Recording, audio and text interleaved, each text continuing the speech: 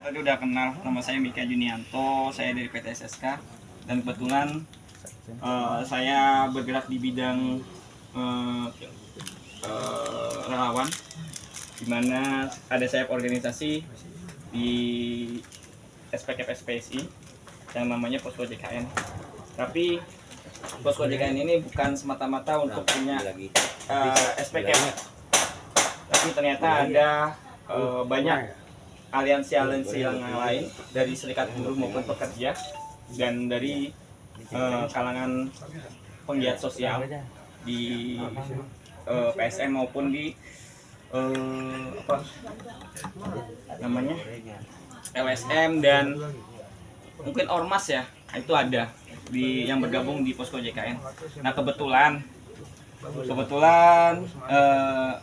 ini sebetulnya ini kedua kalinya saya hadir di Rapipek. Yang pertama dalam pendidikan, yang kedua di sini di diskusi. Dan tujuan saya cuma satu, saya ingin membagi pengetahuan ke teman-teman. Ini yang mudah-mudahan bermanfaat buat diri teman-teman sendiri. Itu yang paling utama. Dan yang paling penting adalah bisa membantu teman, saudara maupun orang lain yang warga sekitar di dekat teman-teman, karena tidak bisa dipungkiri bahwa sekarang masyarakat harus wajib dan kudu ikut kepesertaan BPJS Kesehatan. Nah mungkin urus yang pertama saya cuma mau ngebahas masalah BPJS Kesehatan, dan nanti ada 2 season yang kedua nanti BPJS TK. Cuma kalau BPJS TK saya anggap ini pekerja semua, jadi mungkin hanya beberapa yang akan saya bahas, jadi nggak terlalu panjang, tapi yang panjang nanti di BPJS Kesehatan, karena mungkin ya teman-teman juga nanti pernah mengalami masalah di pelayan BPJS maupun di regulasi BPJS. Kalau misalkan ada, nanti bisa ditanyakan. Insya Allah kalau memang saya bisa jawab, saya jawab. Kalau tidak, itu akan bakal jadi PR saya. Karena sama, saya juga masih belajar. Walaupun saya terjun di dunia Posko JKN ini dari tahun 2015 sampai saat ini, tapi saya juga masih tetap belajar. Karena regulasi-regulasi ini tetap berkembang. Bahkan ada regulasi sekarang yang bisa dibilang tidak ikut ke asas keadilan. Mungkin teman-teman pernah mendengar yang namanya KRIS atau kamar rawat inap standar. Pernah dengar nggak? Pernah dengar nggak yang namanya KRIS? Belum pernah. Ada KRIS aplikasi. KRIS aplikasi. Nah di sini ada yang namanya KRIS. KRIS ini kamar rawat inap standar, di mana tidak lagi pas waktu dirawat peserta BPJS Kesehatan itu memiliki hak kelas. Semua sama rata. Kelas 1, kelas 2, kelas 3 dijadikan satu kelas. Sedangkan yang namanya keadilan itu sesuai dengan porsi yang kewajiban mereka keluarkan. Mereka harusnya mendapatkan hak juga. Gitu. Nah, jadi kalau nanti teman-teman kalau ada yang dapat kamar rawat inapnya itu kok barengnya sama kelas 2, kok barengnya sama kelas 3, jadi nggak perlu kaget. Dan ini juga masih dalam diskusi penggodokan, bahwa dari tim Posko JKN nasional berdiskusi dengan tim DJSN bahwa KRIS ini tidak sesuai dengan asas keadilan. Karena tidak sesuai, kenapa tidak asas keadilan? Karena peserta mengeluarkan kewajiban tapi tidak mendapatkan haknya. Kalau memang mau dan sesuai dengan asas keadilan yang dimana semua sama rata, semua sama tinggi, itu enggak, itu maka iuran itu harus dihapuskan. Jadi semua harus sama. Gitu. Itu yang masih kita godok ya. Kalau memang itu kris mau tetap diberlakukan, berarti iuran juga harus dihilangkan. Yang mau tidak mau, suka tidak suka, pemerintah harus menyamaratakan iuran. Ataupun misalkan yang kelas 3 yang termasuk ada peserta PBI. Tahu PBI? Tahu PBI? Penerima bantu iuran. Nah, bantuan iuran ini yang kita kenal yang sering disebut dengan nama KIS. Nah, sedangkan KIS itu hanya sebatas nama Kartu Indonesia Sehat. Itu program. Dan peserta BPJS Kesehatan yang kelas 1, kelas 2, kelas 3 itu juga termasuk dengan KIS.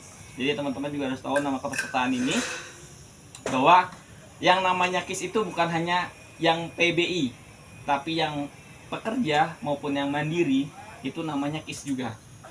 Jadi ini hanya sekedar pengetahuan umum aja. Kalau misalkan ada yang KIS yang mana nih, kan kayak gitu. Kalau yang orang awam bilang KIS ini itu ya yang PBI, yang ditanggung sama APBN maupun APBD gitu. Nah, selanjutnya tentang pelayanan BPJS Kesehatan ini, teman-teman mungkin pernah atau sering bahkan mengalami pelayanan BPJS Kesehatan yang bisa dibilang kalau berobat kok nggak sembuh-sembuh gitu ya, minum obat kok lama sembuhnya gitu. Nah, sebetulnya ini adalah programnya BPJS Kesehatan, di mana pemerintah ingin merubah gaya hidup masyarakatnya yang dulu sering pakai jaminan atau obat-obat yang paten. Itu yang pengen dirubah. Jadi bukannya nggak mandi atau nggak mujarab obatnya, tapi memang pengobatannya itu secara berkala, yang menggunakan obat generik yang dosisnya itu rendah. Itu sengaja untuk merubah imun atau untuk membangun imun supaya imun kita itu bekerja. Itu tujuannya. Jadi kalau ada yang bilang obatnya nggak mandi, itu bukan. Tapi karena memang badan kita yang dulunya sering pakai obat-obatan obat-obatan paten dosis tinggi. Nah, secara tidak langsung itu berefek ternyata di imunnya. Kepala. Imunitasnya itu, antibodinya itu jadi slow respon karena dipaksakan sama obat-obat paten. Nah, itu yang BPJS Kesehatan pengen dirubah dengan dosis yang sangat rendah dulu. Jadi berkala dari yang terendah sampai nanti misalkan harus tertinggi, dan memang diharuskan untuk menggunakan obat paten pun itu obat-obatannya sebetulnya bisa di cover, tapi sesuai dengan kebutuhan medis dan sesuai dengan rekomendasi dari Formalium, itu baru bisa cover. Kalau memang sudah pakai dosis-dosis yang sesuai dengan ketentuan itu sudah tidak bereaksi, maka bisa diajukan untuk pengobatan menggunakan obat-obatan paten atau dosis tinggi. Nah, kemudian juga untuk masalah pelayanan tentang pelayanan pengobatan, bukan obat ya, tapi pengobatan, dimana kalau kita berobat itu harus dari PTK 1 dulu atau dari klinik, tidak bisa langsung ke rumah sakit atau IGD, karena standarnya sekarang ada satu kebijakan BPJS Kesehatan itu, kalau misalkan klinik PTK 1-nya itu tutup, dia bisa berobat di klinik yang lain yang buka, itu bisa. Kalau dulu ada yang namanya pelayanan medis dasar, dimana misalkan kliniknya tutup, kita bisa langsung masuk IGD, itu diberikan pelayanan medis dasar. Sekarang udah nggak bisa. Jadi kalau mau masuk IGD itu benar-benar emergency, itu baru bisa. Dan gimana kalau kita minta rujukan dari PTK 1? PTK 1 itu punya rujukan 3 kali kunjungan. 3 kali kunjungan tidak ada perubahan, maka kita berhak meminta rujukan. Jadi kalau belum, nggak boleh, gitu. kecuali orang hamil. Kehamilan itu per trimester atau 3 bulan sekali, itu kita boleh minta rujukan ke dokter kandungan untuk USG. Itu boleh maksimal 3 kali per kehamilan kita boleh minta rujukan untuk hamilannya. Nah, untuk lahiran sendiri itu termasuk kategori emergency dan bisa dilakukan di mana saja, termasuk di rumah sakit. Itu masuk kategori emergency walaupun penyakit yang dibuat-buat, itu bisa. Bener nggak? Buat. Ya. Gimana? Ini yang Hah? jelas. Iya Kalau bener. nggak dibuat nggak jadi. Kalau nggak dibuat nggak jadi tuh, nggak jadi hamil. Kok orang jadi pusing ya kepala. Nggak cair. Wah, terlalu tegang kayaknya ya. Enggak, ini kalau untuk teman-teman ini mungkin baru dengar kali. Oh, baru dengar ya. Itu Padahal kayak tadi ngomongnya kehamilan ya. Iya. Kehamilan dan lahiran. Enggak, itu Walaupun bahasanya yang itu penyakit dibuat-buat. Lah, iya bener, penyakit yang dibuat-buat kan sih. Iya. Ya, teman pas saya. Jangan penyakit dibuat-buat, penyakit dibuat. ya, dibuat doang. Kalau dibuat doang belum tentu jadi. Oh, gitu. Kalau dibuat-buat berarti kan emang disengajakan untuk jadi. Kalau cuma Betul ya? dibuat mah kadang dibuang, Bang.